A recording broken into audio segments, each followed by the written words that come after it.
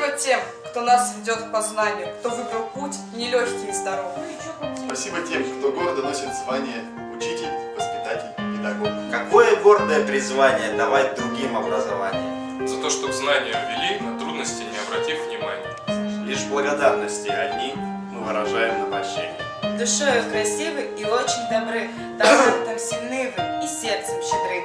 Наши идеи, мечты о прекрасном, пары, затеи не будут напрасны. Вы студентам дорогу сумели